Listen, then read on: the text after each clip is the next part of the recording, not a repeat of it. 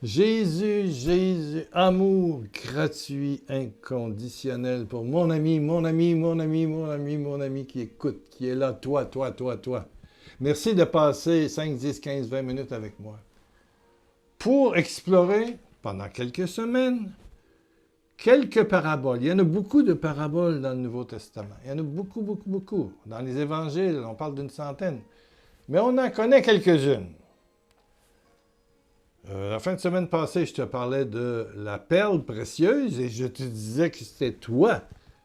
C'était toi la perle précieuse et celui qui vendait tout, qui se donnait au complet pour l'acheter, ben c'était Jésus qui accepte de mourir en croix et qui donne sa vie. Donc la perle précieuse, c'est toi, toi, toi, toi, c'est moi, moi, moi.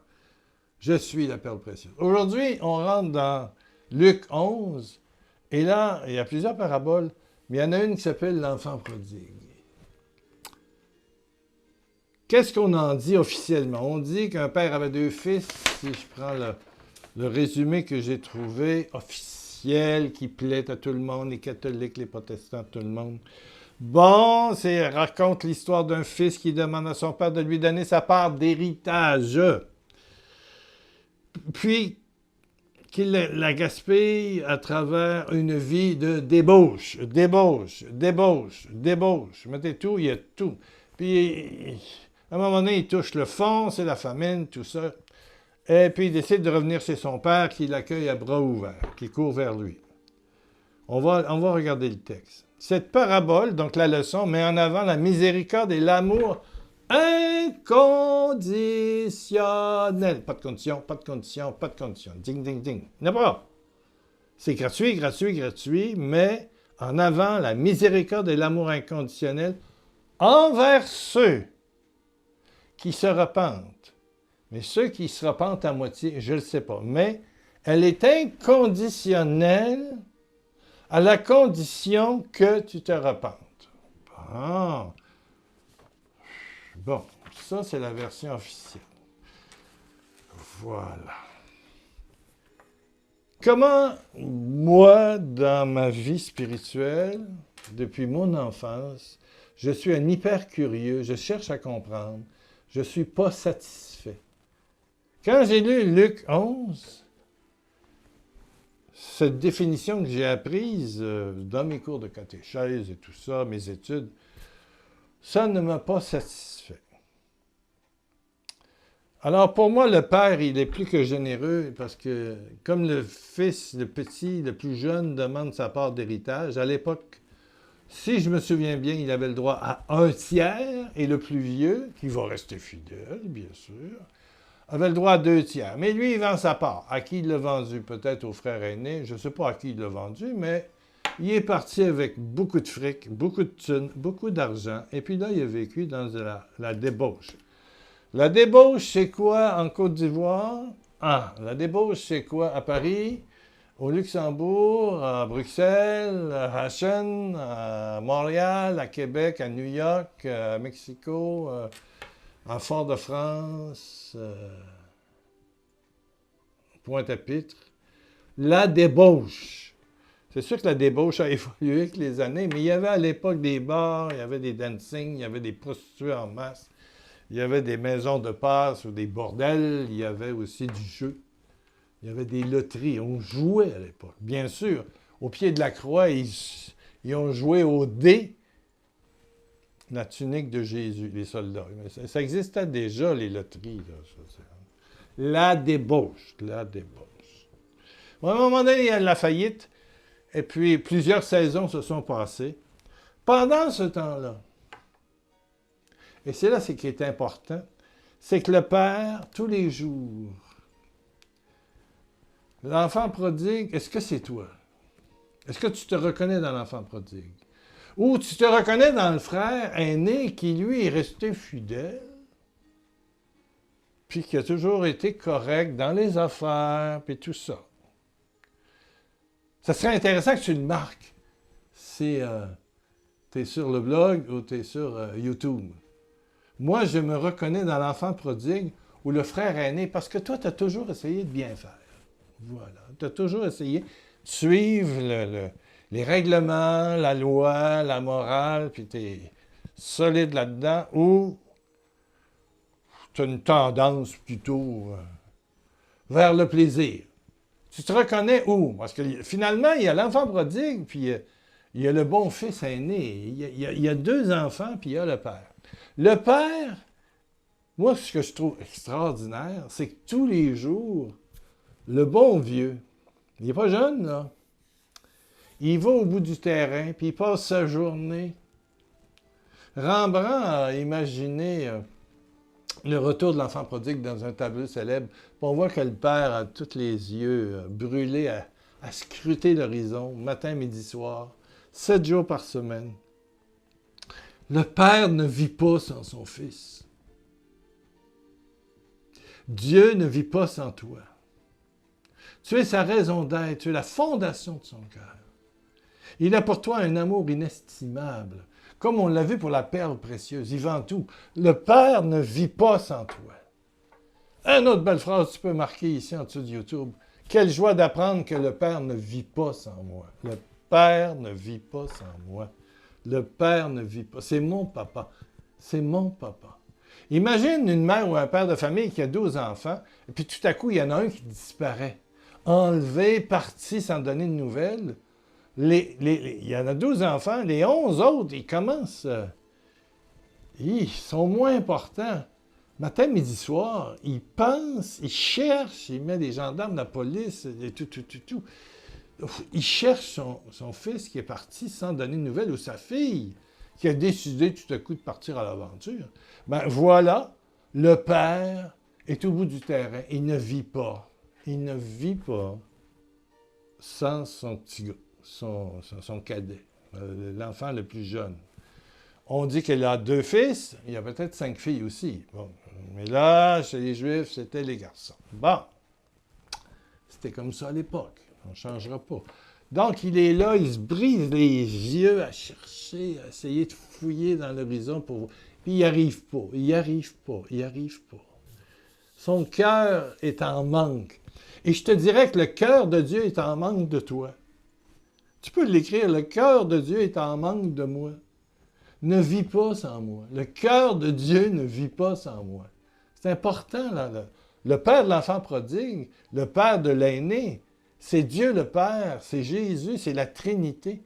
C'est l'amour incommensurable du Père, inconditionnel, d'une gratuité impossible à penser sur la terre. Mais quand on lit la version officielle, c'est sûr qu'il pardonne à ceux qui se repentent. À ceux qui se repentent. Il y a une petite condition dans la version que tu as apprise, que j'ai apprise depuis des siècles. Voilà. Surtout avec le jansénisme du 16e siècle, ça a été, oui. Bon, à un moment donné, il y a de la famine, puis il se retrouve où l'argent ne vaut plus rien, parce qu'il n'y a plus rien à acheter, il n'y a plus rien à négocier. Puis il va se mettre au service d'un habitant du coin, d'un cultivateur, puis d'un fermier. Et puis là, il garde les cochons. Ce qui est horrible pour un juif de garder les cochons, parce que tu sais que le cochon, c'est une viande totalement interdite, autant pour les juifs que pour les musulmans. Le porc, no way, ça passe pas le porc. Un petit sandwich au jambon, non, non, non, non, non, c'est non, c'est non, c'est pas. Bon. Alors, c'est l'abomination. Il est dans un état lamentable. Et puis, il ne peut même pas manger la nourriture des cochons. On ne lui en donne pas. Il reste encore honnête, il n'en vole pas, mais il doit en voler un petit peu, parce que c'est ça. Alors là, il se met à réfléchir sur son père. Pour qu'il lui a donné le tiers de la fortune, avant de mourir. L'héritage, c'est une fois mort. Non, mais il se souvient des serviteurs de son père, qui ont à manger, et même trop. Il dit, mon père, il est bon pour ses employés, je vais essayer d'être employé. Parce qu'il sait très bien qu'un enfant qui déshonore, c'est ça qu'il a fait, son père, il l'a déshonoré en dépensant dans la débauche. Dans l'Ancien Testament, on lapidait. On se mettait autour, une vingtaine, chacun prenait une grosse roche, puis tirait ça sur la tête. Pouf, pouf! Ça arrivait d'en face, sur le front, la tempe, puis... Tant que l'autre n'était pas mort au bout de son sang, il tirait des roches. Donc, c'était personne, puis c'était tout le monde. La lapidation. Voilà, jugement collectif. Une fille mère qui avait un enfant avant le mariage. Lapidation. La Vierge risquait la lapidation, bien sûr.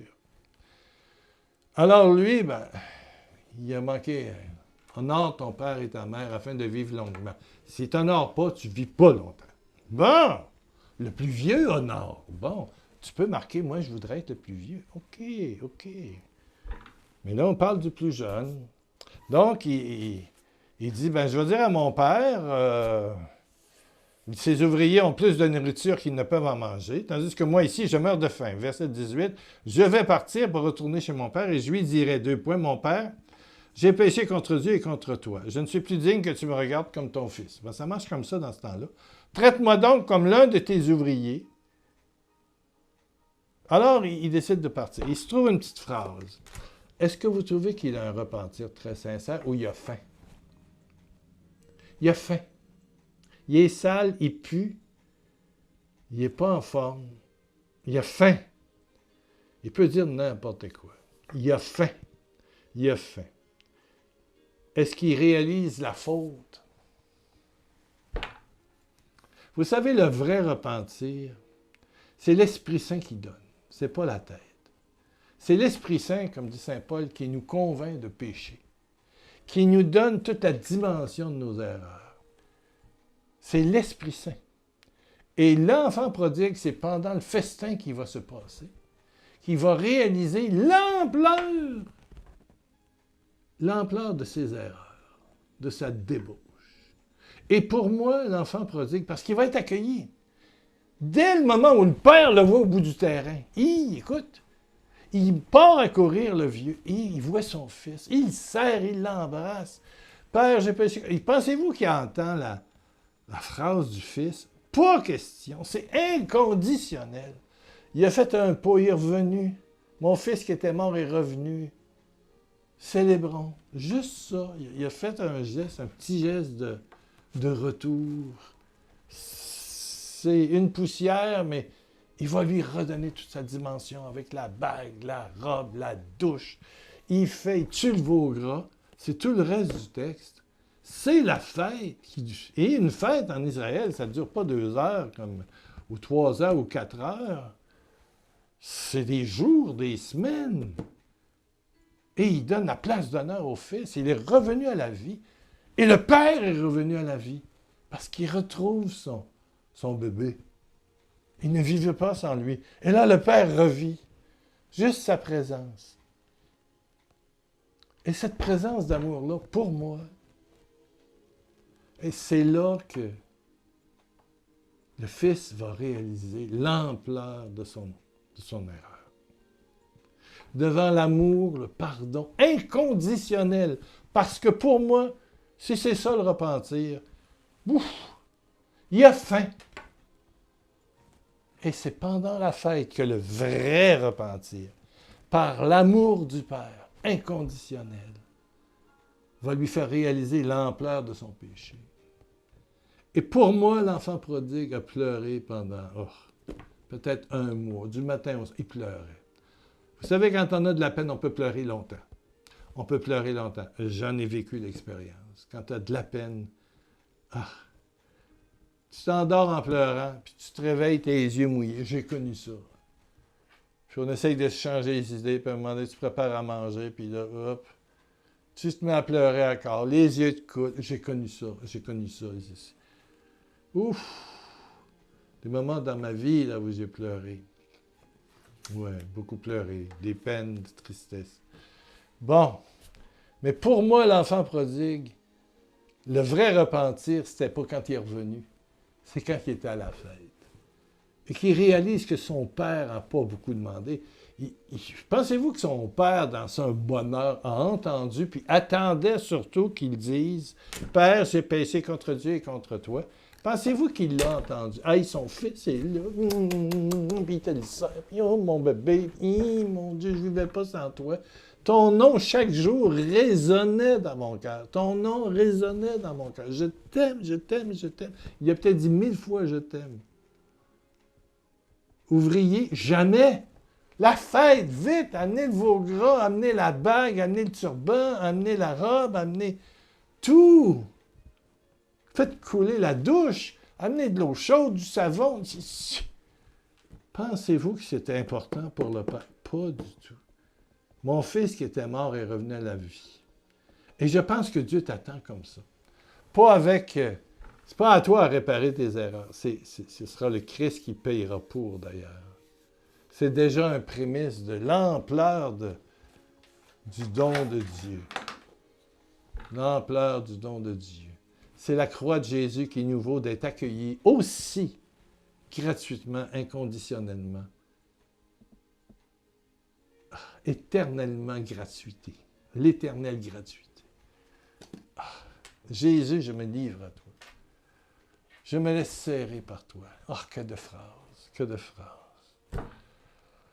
Et le repentir viendra par l'amour. Et c'est le Saint-Esprit qui te montrera l'ampleur de ton erreur, enfin de ton ignorance. Risquer un retour vers Jésus, c'est faire un tout petit pommier, tout petit,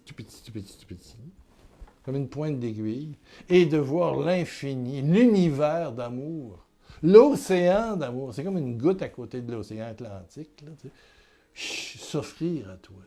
C'est immense, mais il faut revenir, il faut faire un geste, avec ton imperfection. Et j'espère qu'aujourd'hui, tu as le goût de revenir. Seigneur Dieu, je reviens vers toi. Seigneur Dieu, je reviens vers toi, tel que je suis. Bon, si tu as perdu énormément dans le tiercé, la loterie, les casinos, du concubinage à côté, à droite, à gauche, de l'alcool, de la drogue, whatever, peu importe le problème. Reviens vers Dieu. Reviens vers Dieu. Juste un regard. Dimas, tu connais Dimas? C'est le bon larron qui dit « Souviens-toi de moi dans le paradis ». C'est pas beaucoup, mais dit aujourd'hui même tu seras dans le paradis. Il ne demande pas pardon. Non, non, non, non. Peux-tu te souvenir de moi dans le paradis, Jésus? Aujourd'hui même tu seras dans le paradis. Alors, quand on dit que c'est gratuit, c'est gratuit. Un retour vers Jésus, c'est juste tourner la tête. Et c'est lui, sa présence, son amour, qui va te donner de réaliser que tu dois changer et qui va te donner la grâce de changer. Eh oui, eh oui, eh oui. La grâce vient et transforme. Une pointe d'épine, là. Il ne faut pas que ça soit gros. C'est un retour, c'est un regard, c'est un... Souviens-toi de moi. C'est pas beaucoup, c'est pas beaucoup. C'est gratuit. Tout ce qu'il veut, c'est une petite craque dans le mur où il peut rentrer. Un petit trou, une petite fissure. Une petite ouverture de rien. Puis il va rentrer doucement. Doucement. Je t'accueille. J'accueille ton amour gratuit. Pour moi, l'enfant prodigue, c'est la démonstration que même avec peu de dispositions, mais pas de dispositions, ou des dispositions un petit peu organisées, et mon Dieu que l'accueil est grand. Le Père ne veut pas en perdre aucun. Aucun. Il t'aime, il t'aime, il t'aime, il t'aime. Et le mot n'est pas assez fort. Il n'y a pas d'exemple humain aussi grand que l'amour du Père. Amen, amen. Bon, ça c'est pour l'enfant, le bébé, le cadet. Il y a aussi le plus vieux. Lui, il est bien correct, mais il ne veut même pas aller à la fête. Il est orgueilleux comme ça. Il est orgueilleux.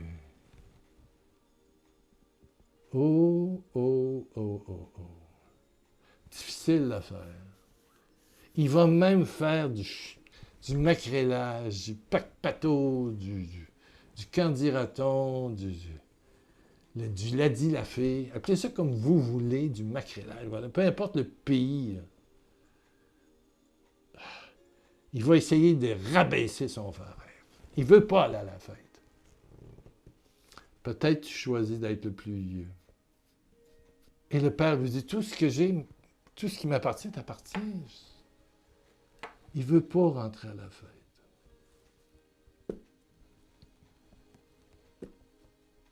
Peut-être l'enfant prodigue ou le frère aîné.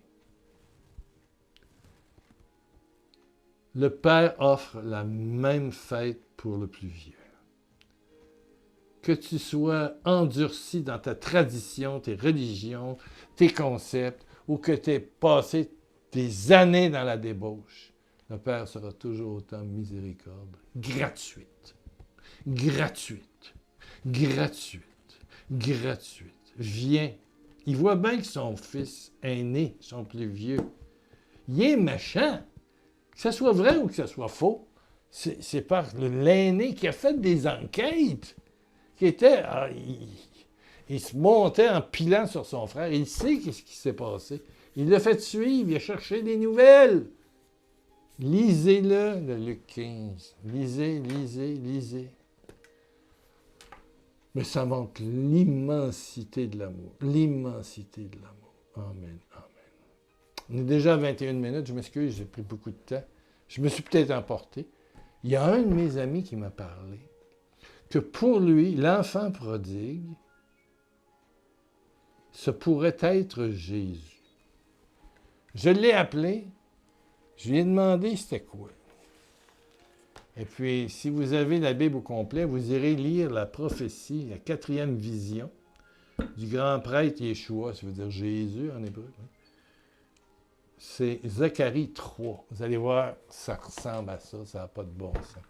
Comme, bon ben, vous reviendrez, là c'est audacieux, là c'est vraiment audacieux. Mais c'est loin d'être bête. Père éternel, je te prie pour que, amen, amen, mon ami, se laisse serrer par toi. Je me laisse serrer par ton amour gratuit. Je me laisse embrasser, combler gratuitement par ton amour, ta miséricorde, ta bonté, ta chaleur. Je sais que tu ne vis pas sans moi et je l'accepte. Donne-moi de ne pas vivre sans toi. Amen, amen. Merci, Père. Merci, Père. Ouh! Alléluia. Et je te le dis, Père, merci. Plusieurs personnes ressentent quelque chose de très puissant à l'intérieur d'eux. Un début de guérison, de miracle s'installe, tout à la gloire du Père, du Fils et du Saint-Esprit. Amen. Tu reviens dans quelques jours? Oui. Ah, ça fait du bien.